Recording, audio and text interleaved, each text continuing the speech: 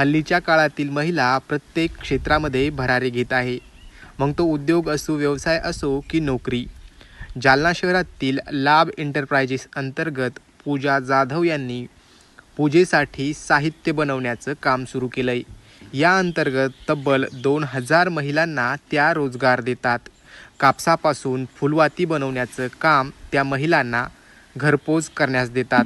यातून महिलांना 7,000 पासून ते 15,000ची प्रति महिना कमाई होते.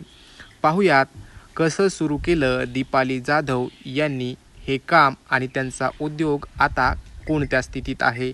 हा जो व्यवसाय आहे तो मी 2017 मध्ये चालू केला आणि ज्यावेळेस मी हा व्यवसाय चालू केला त्याच्या अगोदर मी जॉब करत होते. पण माझं जे मुलगा आहे तो लहान होता तर मला जॉबला पण जाता येत नव्हतं. मग हा व्यवसाय ठरवला मी की व्यवसाय जर केला आपण तर घरातल्या घरात करू शकतो बाबा. तर त्यावेळेस मी हा व्यवसाय पहिल्यांदा थोडासा घरात चालू केला. त्याच्यानंतर मग या व्यवसायाला थोडंसं मला मागणी वगैरे जास्त आली आणि मग मी बाहेर ज्यावेळेस हा व्यवसायासाठी हे केलं म्हणजे मोटिवेट केलं बाबा बायकांना पण की बाबा माझ्याकडे वर्कर हवा होता मला. मग वर्कर मला वाढवावा लागला वर्कर. त्याच्यामुळं स्पेस वाढायला लागला आणि एवढ्या स्पेसला मी रेंट वगैरे नव्हते देऊ शकत. मग मी विचार केला की बाबा हे प्रोडक्ट जे आहे ते इथं करण्याच्या ऐवजी प्रत्येक महिलेला आज गरज आहे व्यवसाय करण्याची. आणि व्यवसाय जो आहे ती प्रत्येक लेडीज पूर्ण समोर येऊन नाही करत, बरोबर आहे. मग समोर येऊन करत नाही तर तिला काहीतरी घरात बसल्या बसल्या काहीतरी सपोर्ट पाहिजे. आणि प्रत्येक व्यक्ती हा मार्केटिंगसाठी भितो आणि माझं ऑलरेडी मार्केटिंग मध्ये माझा जॉब होता. म्हणजे मी ऑलरेडी मार्केटिंगचा जॉब केल्यामुळे मला मार्केट कसं करायचं, कुठं प्रोडक्ट विकलं जातं याची सर्व माहिती होती. मग मी हे प्रोडक्ट्स महिलांना घर बसल्या बनवण्यासाठी देतेय. आणि आता महिला मला घरूनच काम करून त्या मला काय करतात ते मटेरियल, रॉ मटेरियल मी देते, तयार मटेरियल त्या महिला मला करून देतात. आणि हे हँडवर्क असल्यामुळं या कामासाठी आपल्याला भरपूर महिला लागतात. आणि याचं जे आपण प्रोडक्ट्स वगैरे सेल करतो, जे आपण मार्केटला प्रोडक्ट देतो, तर हे आपण फक्त महाराष्ट्रातच नाही तर महाराष्ट्राच्या बाहेर सुद्धा आपण हे प्रोडक्ट देतो. म्हणजे आपल्याला डिमांड ही खूप जास्त आहे. महाराष्ट्रात बाहेर आपल्याकडं जसं की चेन्नई आहे, गुजरात आहे, दिल्ली आहे, मुंबई, पुणे, नागपूर हे जे लोकल आपलं जे महाराष्ट्रामध्ये तर बऱ्याच ठिकाणी जातो. पण आउट ऑफ मध्ये सुद्धा जातो. फक्त एवढंच आहे की आपण आपलं जे ब्रँड आहे तर ते ब्रँड मध्ये आपल्या कमी प्रमाणात देतो. कारण की जे मोठे मोठे व्यापारी ते त्यांचा ब्रँड लावून घेतात आणि आपण फक्त मटेरियल त्याच्यामध्ये आपलं टाकतो, असं असतं. एक कमीत कमी आपल्याकडे सध्या तरी 2000 प्लस महिला आहेत. आणि जी महिला आहे ती कमीत कमी रोजचं 200 ते 250 रुपये काम घरात बसल्या बसल्या करते तिच्या मुलांना वगैरे सांभाळून. म्हणजे 3 ते 4 तास तिला वेळ भेटतो कामासाठी. ते 200 ते 250 रुपये ते सहजरित्या कमवते. आता याच्यामध्ये जे आहे जास्त करून मी माझं जे प्रॉफिट आहे माझ्या प्रॉफिटपेक्षा महिलांना रोजगार मिळावा हा माझा उद्देश आहे.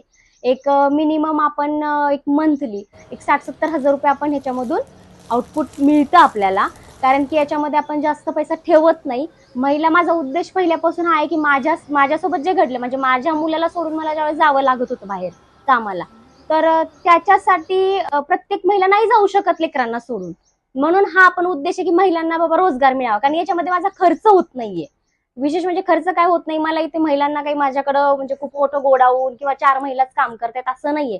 प्रत्येक महिला घरात बसल्या बसल्या काम करते. म्हणजे मला खर्च नाहीये. त्याच्यामुळे त्यांना काय आउटपुट मिळावं हे जास्त करून माझं हे आहे. महिलांना कमीत कमी महिला नाही का या कामामधून 7,000 पासून ते 15,000 पर्यंत कमवू शकते.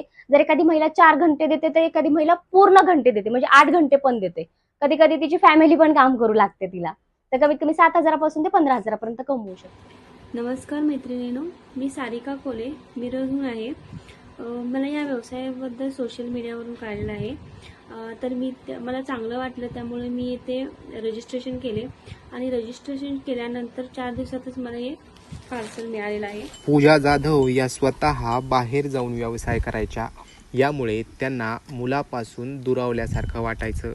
म्हणूनच त्यांनी असा काहीतरी व्यवसाय करावा जेणेकरून आपली मुलंही सांभाळता येतील आणि 2 पैसे कमवताही येतील. हा विचार करून 2017मध्ये पूजेचे साहित्य बनवण्याचा विचार केला आणि हा व्यवसाय हळूहळू वाढवत नेला. आता त्यांच्याकडे तब्बल 2000 महिलांना रोजगार मिळत असून यातून त्यांना महिन्याकाठी 60 ते 70 हजारांचा निव्वळ नफा मिळतोय. महिला सक्षमीकरणाचं हे एक आदर्श उदाहरण म्हणता येईल. नारायण काळे, न्यूज 18.